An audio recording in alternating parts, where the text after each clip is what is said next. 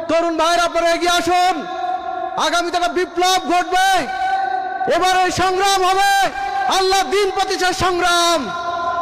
এবারে সংগ্রাম হবে মানব জাতির মুক্তির সংগ্রাম। এবারে সংগ্রাম হবে মানুষের ভাত কাপড়ের অধিকারের সংগ্রাম।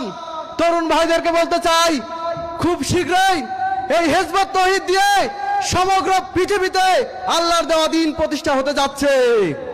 কাজেই শুধু বাংলাদেশের তরুণদের ভবিষ্যৎ নয়, সারা পৃথিবীর তরুণদের ভবিষ্যৎ উজ্জ্বল করার জন্য আমরা হিজবুত তৌহিদ নেমেছি। আজ আমরা তরুণরা আমরা বুকের তাজা রক্ত এই জমিনে ঢেলে দেবো, তবু এই জমিনে মানবতন্ত্র আর চলবে না। এখানে আল্লাহর হুকুম প্রতিষ্ঠা করার জন্য আমরা এই কুষ্টিয়া অঞ্চলের হাজার হাজার মুহূর্তে মুজাহিদ আমরা এখানে জীবন দেওয়ার জন্য প্রতিটা মুহূর্তে আমরা সংগ্রাম করতে যাচ্ছি। যেই আদর্শের ফলে, যেই সংগঠনের ফলে, যেই সংগঠনের কারণে আমি জান্নাত পাবো, এটাই আমার প্রকৃত উজ্জ্বল ভবিষ্যৎ।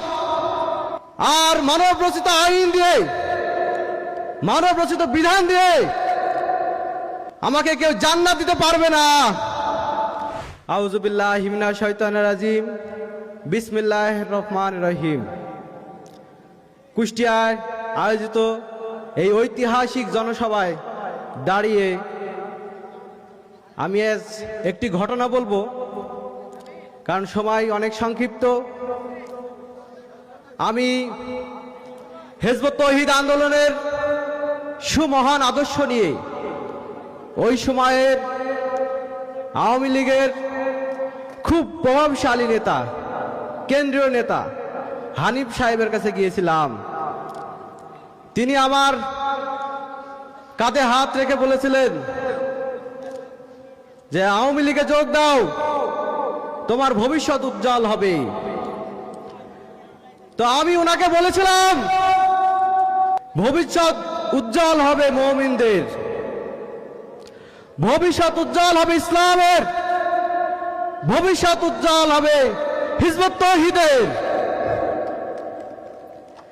হিজবুত তৌহিদের ছাড়া কারোর ভবিষ্যৎ উজ্জ্বল হবে না।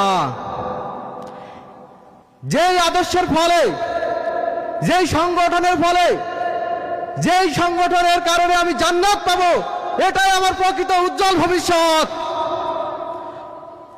আর মানব রচিত আইন দিয়ে, মানব রচিত বিধান দিয়ে আমাকে কেউ জান্নাত দিতে পারবে না। কাজেই এটাই আমার প্রকৃত উজ্জ্বল ভবিষ্যৎ। আমি বলতে চাই, এটা হচ্ছে বর্তমান